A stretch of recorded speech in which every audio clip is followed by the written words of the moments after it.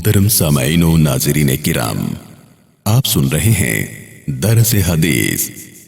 مؤلف ہیں فضیلت الشیخ حضرت مولانا حافظ فضل الرحیم مشرفی صاحب حفظہ اللہ تعالی، محتمم جامعہ اشرفیہ لاہور پاکستان۔ معالجین، ادویہ ساز اداروں اور دوائیاں فروخت کرنے والوں کے لیے لمحہ فکریہ۔ عن ابی ہریرہ رضی اللہ عنہ عن النبی صلی اللہ علیہ وسلم قال: من نفس عن مؤمن کربة من کرب الدنیا نفس اللہ عنہ کربة من کرب یوم القیامہ ومن یسر علی معسر یسر اللہ علیہ فی الدنیا والآخرہ۔ رواہ مسلم۔ حضرت ابو ہریرہ رضی اللہ تعالیٰ عنہ سے روایت ہے کہ نبی صلی اللہ علیہ وآلہ وسلم نے فرمایا، جس نے ایک مومن کے دنیاوی غموں میں سے ایک غم دور کر دیا تو اللہ تعالیٰ قیامت کے دن کے غموں میں سے ایک غم دور فرما دے گا، اور جس نے کسی تنگ حال مسلمان پر آسانی کی تو اللہ تعالیٰ اس پر دنیا اور آخرت میں آسانی فرمائے گا۔ اسے امام مسلم نے روایت کیا ہے۔ میرے پیارے بھائیوں، اس حدیث مبارکہ کا تعلق تو ہر مسلمان سے ہے، چاہے وہ زندگی کے کسی بھی شعبے سے تعلق رکھتا ہو، لیکن موجودہ معاشرتی حالات کے پیش نظر معالج حضرات یعنی ڈاکٹرز، دوائیاں بنانے والے ادارے اور پھر ان ادویہ کو فروخت کرنے والے میڈیکل سٹورز، ان سب حضرات کے لیے اسلامی تعلیمات کی روشنی میں چند آداب اختیار کرنے بہت ضروری ہو چکے ہیں، ورنہ ایسے محسوس ہونے لگا ہے کہ اسلامی اقدار تو ایک طرف، اب تو انسانی قدریں بھی پامال ہوتی نظر آ رہی ہیں۔ اسلام نے اس بات کی تعلیم دی ہے کہ انسان کسی بھی پیشے سے تعلق رکھتا ہو، اس میں خلوص کا ہونا ضروری ہے۔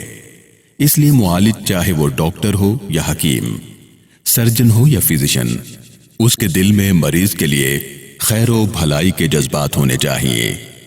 دوا یا نسخہ یا مشورہ دیتے وقت کسی تساہل، غفلت یا جان چھڑانے والا رویہ اختیار نہیں کرنا چاہیے۔ اپنی اجرت اور فیس وصول کرتے وقت مریض کی مالی حیثیت کو مد نظر رکھا جائے، جیسا کہ آغاز میں ارشاد نبوی صلی اللہ علیہ وسلم ذکر کیا گیا۔ ایسا نہ ہو کہ مریض مرض کی شدت میں ہو اور معالج کا ذہن اس بنیاد پر کام کر رہا ہو کہ اس سے کتنی دولت کما سکتا ہوں۔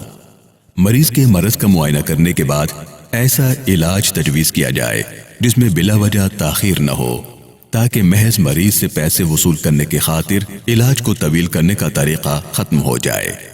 اگر مریض کے مرض کے بارے میں یا تشخیص کے بارے میں معالج کا ذہن مطمئن نہ ہو تو پھر وہ کسی اپنے سے بہتر معالج کے پاس بھیج دے۔ محض معاصرانہ چپقلش کی بنیاد پر مریض کی جان سے نہ کھیلے۔ معالج کو چاہیے کہ اپنے میدان کے مطالعے کو تازہ رکھے، جدید حالات و تحقیقات اور دنیا طب میں ہونے والے نئے نئے انکشافات اور ایجادات سے باخبر رہے۔ ایک مثالی مسلمان معالج وہ ہوتا ہے جو اپنے فرض سے بخوبی آگاہ ہو اور اس کے بجا لانے میں کوئی کوتاہی نہ کرے۔ سرکاری ہسپتالوں کے معالجین قومی خزانوں سے تنخواہ لیتے ہیں۔ ہسپتالوں میں مریضوں کی قطاریں معالج کے انتظار میں ہوتی ہیں۔ اس تاخیر سے مریض کے دکھ اور اذیت میں مزید اضافہ ہوتا ہے اور معالج کے لیے رزق حلال کے حصول میں رکاوٹ بھی ہے۔ بسا اوقات یہ ہوتا ہے کہ سرکاری معالج ہسپتالوں میں مریض پر توجہ نہیں دیتے اور مختلف طریقوں سے اپنے پرائیویٹ کلینک میں آنے پر مجبور کرتے ہیں۔ شرعی نقطہ نظر سے یہ ظلم ہے۔ اس غیر انسانی حرکت سے وہ دنیا میں تو عیش و عشرت کا سامان کر لیتے ہوں گے، لیکن آخرت تباہ کر لیتے ہیں۔ میرے پیارے بھائیوں، معالج کو مریض کا علاج کرتے وقت خوف خدا اور خشیت الہی دل میں رکھنی چاہیے۔ ارشاد باری تعالیٰ کے مطابق جو انسان تقوی اختیار کرتا ہے، اللہ تعالیٰ اس کے لیے مشکل امور بھی آسان فرما دیتا ہے۔ لہذا شفا دینے والا اللہ اس معالج کے نسخے میں بھی شفا عطا فرمائے گا۔ مریض انتہائی دکھی انسان ہوتا ہے اور دکھی ہونے کی وجہ سے انتہائی حساس ہوتا ہے۔ مرض انسان کو چڑچڑا بنا دیتا ہے۔ اس کا لازمی نتیجہ یہ ہوتا ہے کہ معالج کو مریض کی طرف سے ناگوار رویے کا بھی سامنا کرنا پڑتا ہے۔ اگر وہ اسے جلد بازی میں اکتاہٹ کا اظہار کر دے تو وہ کامیاب معالج نہیں۔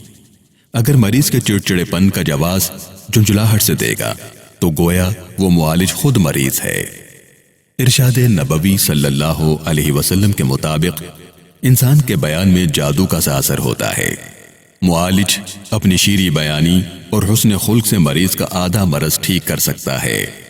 سورہ حشر میں اللہ رب العالمین نے ایثار کرنے والوں کا تذکرہ فرمایا کہ بہترین انسان وہ ہے جو اپنے آپ کو خسارے میں رکھ کر دوسروں کو اپنے اوپر ترجیح دے۔